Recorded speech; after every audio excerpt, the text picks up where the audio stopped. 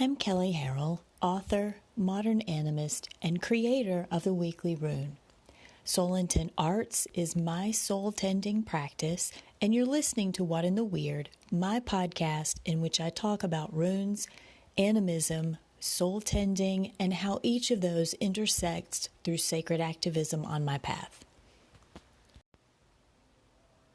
The Weekly Rune is out, and if you're not sure what it is, it's a runecast that I've done for years focused on the runic calendar and the current half-month rune. You can find the archive of all of the runecasts on my site, soulintentarts.com, and if you're not sure what a half-month is, listen to the early episodes of What in the Weird, or just go read the Weekly Rune at Soul Intent Arts. It's explained at the beginning of every runecast. I want to thank all of my Patreon supporters who make the sharing of my rune work through the runecast and this podcast possible with their financial support. If you'd like to support the Weekly Rune, you get access to the full runecast, no ads, more details on the runecast, weekly prompts for engaging the half-month rune in your personal work, and a Galder recording for how to work with the Weekly Runecast through chanting. You can contribute as little or as much as you'd like, and the rewards scale according to what you'd like to receive. And if you don't want any rewards, you just want to show your support, you're welcome to do that. Go to patreon.com and search for the Weekly Rune. You can also subscribe to the free version of the Weekly Rune by going to soulintentarts.com. And thank you so much for doing that. This week, we move into Algiz. I know people pronounce it all kinds of different ways. Bear with me, this is the way it comes correctly out of my mouth, but you really should go with the pronunciation of it that works for you. So, Algiz. And it shines light on the protection in our lives through our nature relationships. If you haven't read the Weekly Rune, which did hiccup this morning, though it's resolved, everybody should have it in their inbox in the morning, but it is posted on the website. Go check it out at soulintentarts.com, and you'll get the base understanding of Algiz and how it weaves protection and nature spirits together. Okay, so we're going through Algiz. Through this shape-shifting synergy of protection and our immediate animistic community, Algiz creates this impenetrable, I can never say that, impenetrable, I shouldn't say it then, this really, really strong bond that sustains us through life. And of course, it's all about relationship, direct relationship, which really means that before we can just leap into this like nature-spirit relationship thing, we have to have good relationship skills to start with. And I can tell you that the weaknesses you have in your human relationships will be the same ones that you have in your nature-spirit relationships. I know, right? Modern humans, particularly under the New Age rubric, we have this romanticized fantasy that animals, because everybody assumes when I say nature-spirit that I mean animals, wrong. Everybody assumes that there's this romanticized component, this fantasy that they can turn their backs on people, on humanity, and still be a solid animist. Or that they can find their bonds only with animals or nature spirits or trees or whatever. And maybe a rare few people can. Though I can bet you that even the people who do that, even the people who go off the grid and live completely in the wild, they're successful in their nature-spirit connections because they didn't just diss humans, they stood in some knowledge about their relationship with humans that they took into their nature-spirit relationships. There was some sort of wisdom with people that they realized they had to take into their relationship with animals, and they somehow make it work. Not many people are capable of that. So yeah, where you're not strong in your human relationships, you won't be strong with your nature-spirit relationships. You can't evade intimacy with any aspect of the runes, to be honest, but absolutely with any aspect of animism. That's the whole freaking point. And that's what all of this comes down to. People often think that nature spirit relationships are about getting their needs met. I mean, they do it with everything. I see it all the time. Like, they approach their spirit guides because they need XYZ. They want input. They go to their god or goddess. They make an offering. They create a ritual because they need something. It's a very one-way relationship. And so when there's no reciprocity, no respect for the nature being beyond what it provides, I'm not sure how your human relationships work, but I've never had success with that model, and I've been there. No shame. Well, okay, a little bit of shame, but I learned, and that's the whole point. We have to learn how to have healthy relationships with our people, our human people, and with our nature being people too. And I teach a full class on this. It's called Working with Nature Spirits. Not very original, I know, but the coursework is. It's not your usual, hey, what's your animal totem class. It's the real deal Western broken path person trying to fulfill their personal calling and not step on anyone else's toes, including the toes of our fellow nature beings. And yes, I know that was a mixed metaphor. My point is, you can learn how to do this. So what does a healthy relationship look like? Like, just in general. These are my 4 big points. First and foremost is reciprocity. It's not just about your needs. You have to be willing to engage the needs of your other, and in this case, your nature spirits. Do you know what the needs of your immediate nature spirits are? Do you know what they are physically, seasonally, practically? What about emotionally or energetically? What do you do to meet them? Like, do you state your needs? Do you know what your needs are? How is the reciprocity shaping up in your immediate animistic community? And buzzword, not these, can help you with this one. The second thing is to stay teachable. Listen, observe, stay willing to learn. When you think you know it all, enter conflict, thus crisis. Stay teachable. The third thing is witnessing. You don't always have to do stuff. You can just be there, really fully there. And sometimes the most profound and profoundly shaping personal work isn't done when you're constantly exchanging something, but when you're just able to show up for somebody else, when you're able to show up for a nature being and witness. And the fourth thing kind of sums up all of this. The work that I do is based on this, and that is tending.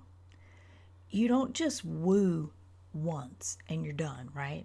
I mean, you don't just show up with a box of candy and flowers and you're good to go. That's not how life and relationships work. That's not how they work with nature spirits either. But you can bet there is wooing. A relationship requires sustained, ongoing, everything above that I just mentioned, an ongoing assessment, willingness to adjust based on the current needs and boundaries. So reciprocity, stay teachable, witnessing, tending. These are base points of a good relationship. They're not all of it, but they're a good place to start. How do you apply them to your nature spirits? What if they don't respond? What if they don't care? We have this perspective in modern shamanism that it boggles my mind, to be honest, but that's why I choose to do things differently. Generally, these four points never get mentioned in the conversations that I see around engaging nature spirits. There's just this perspective that they are ready and willing and they've been waiting for us, and all we have to do is tell them what we need. Again, never had a relationship that worked that way. Zero expectation that it's going to work that way with nature spirits right off the bat. If you're not engaging in reciprocity and just assuming that you know what your animistic community needs from you without asking, that doesn't work either. How well has it gone for you to project what your significant other needs? Not so great, I'm guessing. It won't last long that way. The relationship with nature spirits will not sustain.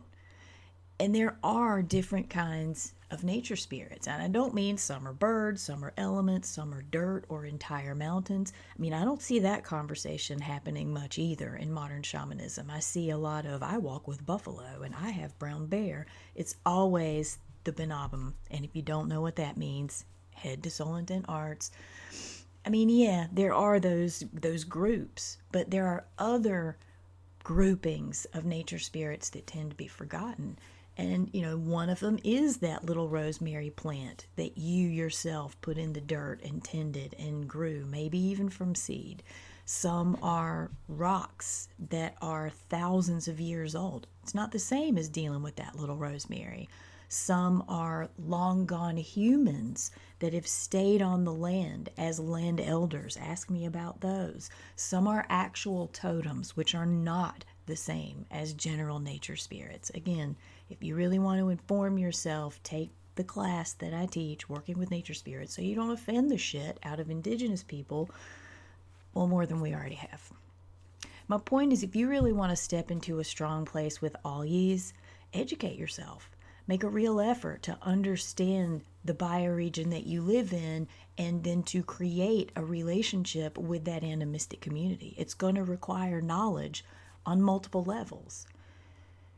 And if you do, just kind of show up in this thousands-year-old conversation that has been happening all around us forever and just think you can interject your needs and make demands on these beings, you're going to wonder why that relationship eventually dries up. Because that's not a relationship.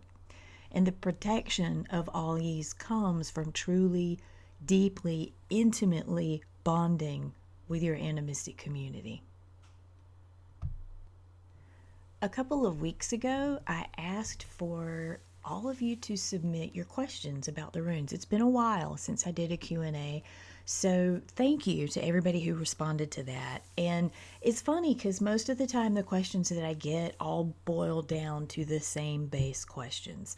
So I've got a couple that I want to talk about today.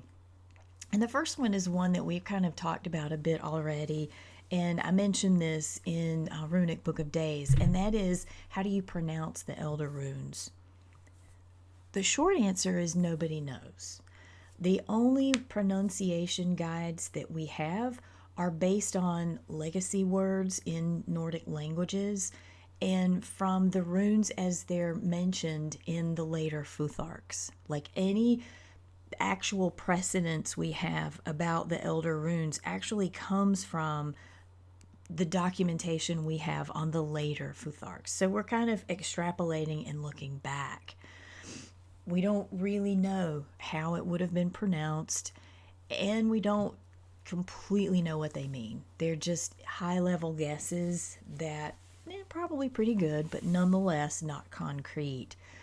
And second, keep in mind also that the Elder Runes were an alphabet. They were not a language.